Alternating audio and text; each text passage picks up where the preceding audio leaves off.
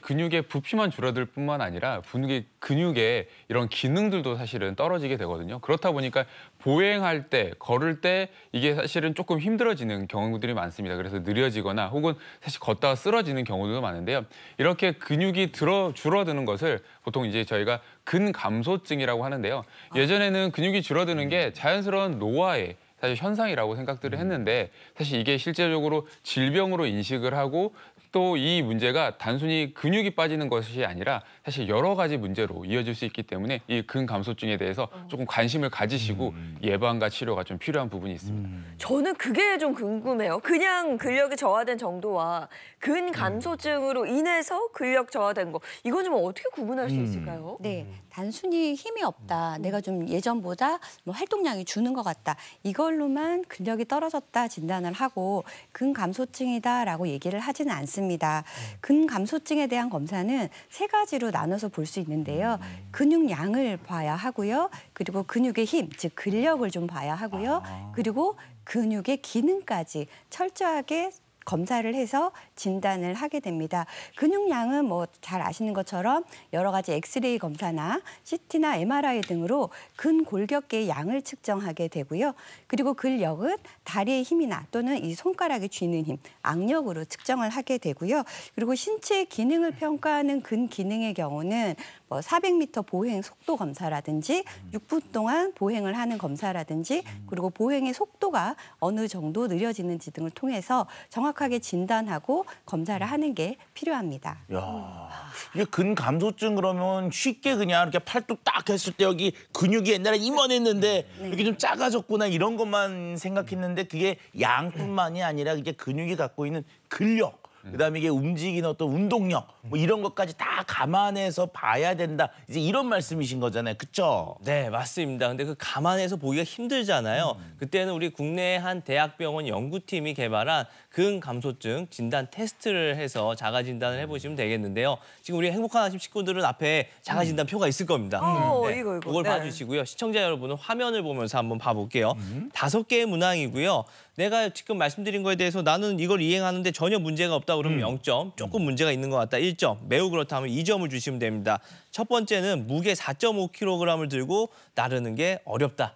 네, 이때 이 4.5kg이 사실 되게 애매하잖아요. 그러니까 생수통 1리터짜리 한 4개에서 5개 정도? 좀 큰 거는 5개. 이건 무거운데. 네, 6개들이 있잖아요. 네. 그거 딱 생각하시면 될 것 같아요. 이건 어려워요. 네, 이거 어렵다 그러면 2점 주시면 됩니다. 네. 자, 두 번째, 지난 1년 동안 넘어진 적이 있다. 한 번도 없으면 0점. 1회에서 3회 정도면 1점, 뭐 4회 이상 넘어졌다 그러면 2점. 자, 이제 세 번째는 10개의 계단을 쉬지 않고 오를 때 힘들다 하면은 2점 주시면 되겠고요. 뭐 문제 없으면 0점. 조금 애매하다 그러면 1점. 애매하면 다 1점 주시면 돼요. 그다음에 이제 의자에서 앉았다가 침대로 이동하기가 힘들다. 네. 그다음 마지막입니다. 방안 한쪽 끝에서 다른 쪽 끝까지 걷는 게 많이 어렵다. 네. 다들 한번 점수를 매겨보세요. 아직까지는 괜찮은 것 같은데. 아유, 야. 한 0점. 다들 0점이지. 아직까지는 뭐. 아니, 좋습니다. 네 번째 거는요, 이런 거잖아요. 의자에 있다가 침대로 가는 거는 참 쉬운데, 침대에서 의자로 이제 일어나서 오는 거, 이건 좀 어렵더라고요. 어렵죠. 네. 저는 이게- 문제가 있는 것 같아요. 저 혼자 2점이거든요. 2점. 저 같은 경우는 일단 이 페트병 4.5개 좀 이거 무겁습니다. 이건 여성분들이 좀 네, 어려워요. 이거 조금 어렵고 저는 이렇게 이게 근육이 감소해서 그런 것 같지 않은데 꼭 한 번씩은 넘어져요.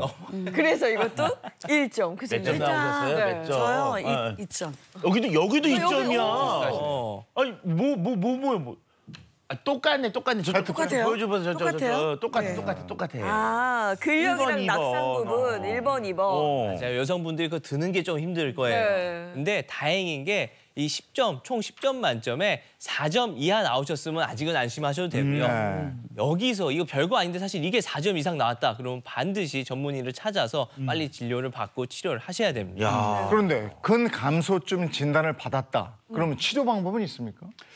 네, 안타깝게도요. 아직까지 사실 치료제는 없습니다. 여러 사실 임상적으로 연구를 하고 있지만 명확한 치료제가 있는 것은 아니고요. 그리고 이 그런데 문제는 사실 이 근감소증 자체가 중년 이후의 삶을 사실 좌우하거든요. 그래서 그만큼 관리가 좀 더더욱이나 필요하죠. 그래서 조기에 캐치해서 사실 예방 관리하는 게 더더욱이나 중요하신데요. 오늘 지금 말씀드렸던 자가 테스트 한번 보시고요. 여기서 내가 몇 전 정도 해당되는지, 내가 근력이 좀 저하되는지, 근육의 기능이 떨어지는지, 혹은 근육의 양이 조금씩 줄어드는지를 미리미리 체크하셔서 그 원인을 확인하셔서 빨리빨리 사실 치료하시는 게 더 중요하시죠.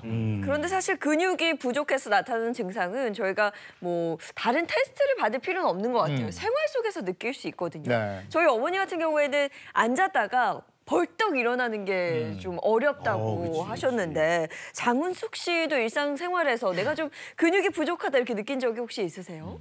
네, 근데 제가 이제 그 계단을 내려갈 때, 네. 계단을 내려갈 때 옛날에 막 뛰어서 내려갔잖아요. 지금은 이제 역시 틀려요. 난간도 잡아야 돼.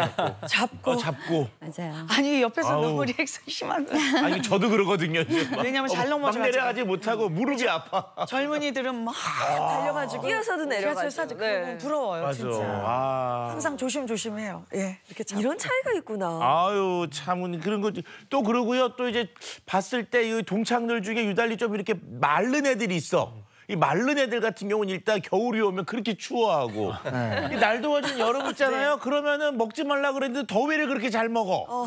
아울러 이렇게 뭘 먹고만 나면 체했다고 그렇게 먹지도 못해. 이런 거 보면 이런 것도 좀 이렇게 마르는 거 이게 근육하고 연관이 좀 있는 것 같거든요. 네, 맞습니다. 근육의 양하고 상관이 있는데요. 근육은 한마디로 우리 몸에서 열을 생산해내는 공장과 같은 역할을 합니다. 실제로 체열의 40% 정도가 근육에서 만들어진다고 하니까 그 중요성이 매우 높다는 걸 알 수 있는데요. 우리가 근육을 움직이는, 즉 수축과 이완을 하는 그 과정에서 열이 발생하게 되고 이 열이 체열로 쓰이게 되는 겁니다.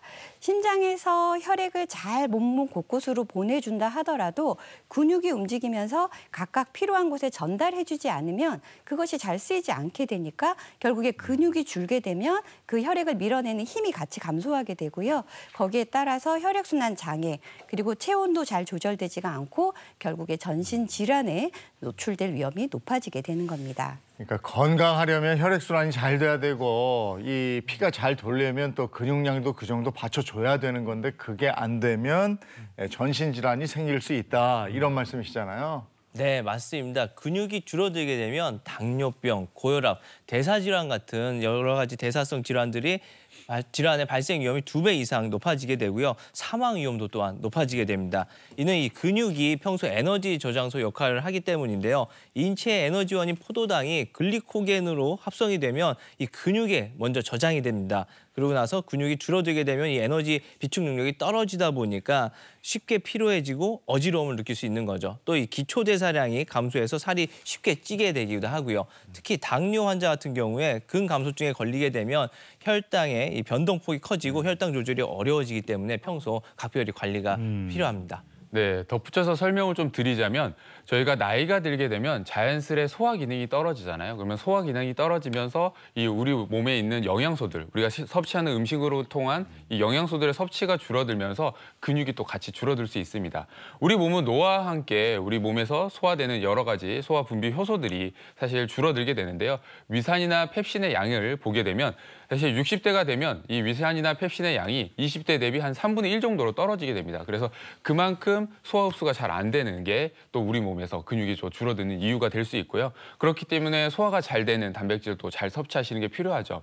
우리가 하루 단백질 적정 섭취량을 보게 되면요. 몸무게 1kg당 하루에 단백질을 한 1에서 1.2g 정도 섭취해 주시는 게 필요한데요. 자신의 몸무게만큼 양 1.2를 곱해야 되기 때문에 뭐 예를 든다 그러면 몸무게가 한 60kg 정도 된다라고 하시면 60에서 한 72g 정도의 단백질이 필요하다고 보시면 됩니다. 네.